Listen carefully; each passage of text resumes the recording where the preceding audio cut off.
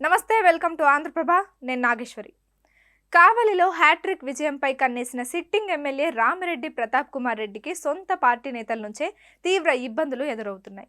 నాటి ప్రత్యర్థులైన రాజ్యసభ సభ్యులు బీద మస్తాన్ రావు, మాజీ ఎమ్మెల్యే కాటంరెడ్డి విష్ణువర్ధన్ రెడ్డిలు ప్రతాప్ కు మిత్రులుగా మారి సార్వత్రిక ఎన్నికల్లో ఆయన గెలుపును వారి భుజాలపై వేసుకున్నప్పటికీ కొన్ని ప్రాంతాల్లో స్థానిక నేతల మధ్య నెలకొని ఉన్న సమస్యలు కొత్త చిక్కులను తెచ్చిపెడుతున్నాయి. దీంతో కావలిలో ఫ్యాన్ ఉక్కపోతతో ఉక్కిరిబిక్కిరవుతోందన్న అభిప్రాయం ఆ పార్టీ నేతల్లోనే బలంగా వినిపిస్తోంది.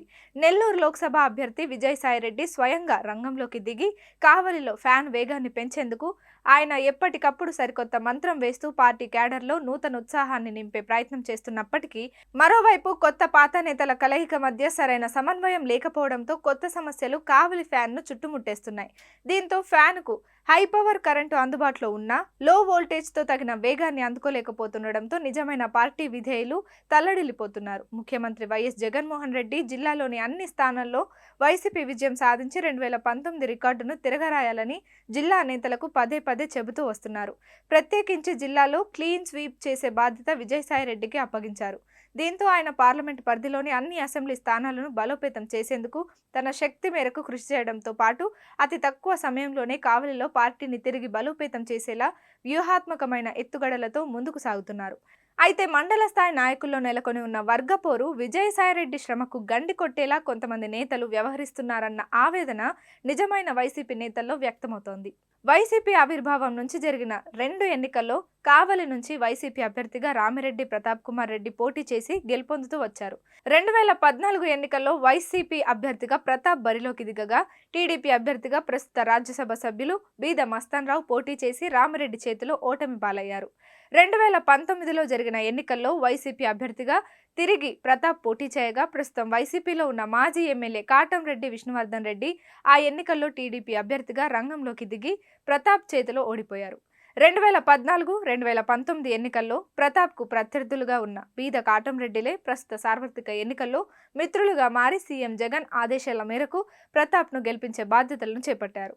వైసీపీ లోక్సభ అభ్యర్థి విజయసాయిరెడ్డికి మస్తాన్ రావు మిత్రుడు కావడం, గతంలో విష్ణుతో కూడా సాయిరెడ్డికి సన్నిహిత సంబంధాలు ఉండడంతో ఆ పరిచయాల నేపథ్యంలోనే కాటంరెడ్డిని తిరిగి ఫ్యాన్ గుట్టికి తీసుకువచ్చారు. అదేవిధంగా నియోజకవర్గ పరిధిలో ఫ్యాన్ వేగాన్ని పెంచి వైసీపీ గెలిపే లక్ష్యంగా పనిచేసేలా ఆయన వారితో కలిసి ముందుకు సాగుతున్నారు. అంతకు ముందే ప్రతాప్కు ఆత్మలా వ్యవహరించిన మాజీ ఏఎంసీ చైర్మన్ మల్లెమాల సుకుమార్ రెడ్డిని కూడా విజయసాయిరెడ్డి తిరిగి పార్టీలోకి తీసుకురావడంతో పాటు రామలక్ష్మణుల్లా వారిద్దరిని ఒక్కటి చేశారు. దీంతో కావలిలో వైకాపాకు పూర్తి వైభవం తిరిగి రావడంతో పాటు ప్రతాప్ కుమార్ రెడ్డి గెలుపు ఖాయమన్న ధీమా కూడా ఆ పార్టీ నేతలు వ్యక్తం చేస్తున్నప్పటికీ ఆ సంతోషం అతి తక్కువ సమయంలోనే ఆవిరైపోతుంది. అందుకు బలమైన కారణాలు లేకపోలేదు. అల్లూరు, బోగోలు మండలాల్లో స్థానిక నేతల మధ్య నెలకొని ఉన్న వర్గ విభేదాలు కొత్త తలనొప్పులను తెచ్చిపెడుతున్నాయన్న ఆవేదన ఆ పార్టీ నేతల్లో వ్యక్తమవుతోంది. వైసీపీలో విజయసాయిరెడ్డి కీలకమైన నేతల్లో ఒకరు. ఒక్క మాటలో చెప్పాలంటే సీఎం జగన్ తర్వాత పార్టీలో 2వ స్థానం ఆయనదే. అందుకే నెల్లూరు పార్టీలో నెలకొని ఉన్న గందరగోళ పరిస్థితులను సర్దుబాటు చేసే బాధ్యతను అధినేత విజయసాయిరెడ్డికి అప్పగించడంతో పాటు లోక్సభ అభ్యర్థిగా కూడా ఆయన్ను రంగంలోకి దించారు. సీఎం జగన్ ఆదేశాలతో సింహపురి గడ్డపై అడుగుపెట్టిన విజయసాయిరెడ్డి నెల్లూరులో విజయమే లక్ష్యంగా పావులు కదుపుతూ దూకుడుగా ముందుకెళ్తున్నారు. అందులో భాగంగానే కావలిలో పార్టీని ప్రక్షాళన చేయడంతో పాటు బలమైన విష్ణు, సుకుమార్ రెడ్డి లాంటి నేతలను తిరిగి ఫ్యాన్ గుటికి తీసుకువచ్చారు. వారిని తీసుకురావడంలో విజయసాయిరెడ్డి చూపిన చొరవ ఆయన స్థానంలో మరెవ్వరున్నా ఆ స్థాయిలో చక్రం తిప్పగలిగే పరిస్థితి ఉండేది కాదు. అది విజయసాయిరెడ్డికి మాత్రమే సాధ్యం. అందుకే సీఎం జగన్ వ్యూహాత్మకంగా జిల్లాకు ఆయన్ను పంపారు.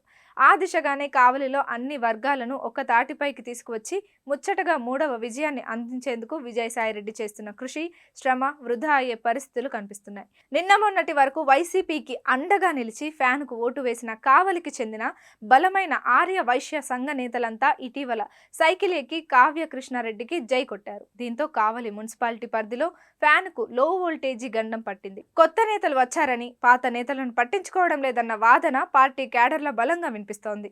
ఒక్క మాటలో చెప్పాలంటే మండల స్థాయి నేతల్లో సమన్వయం పూర్తిగా లోపిస్తోంది. సార్వత్రిక ఎన్నికలకు మరో 11 రోజులు మాత్రమే వ్యవధి ఉన్న నేపథ్యంలో ఈ తరహా విభేదాలు ఫ్యాన్ వేగానికి ఆటంకం కలిగిస్తూ ప్రమాదం దిశగా పార్టీ వెళ్తుందా అన్న ఆవేదన ఆ పార్టీ నేతల్లో వ్యక్తమవుతోంది.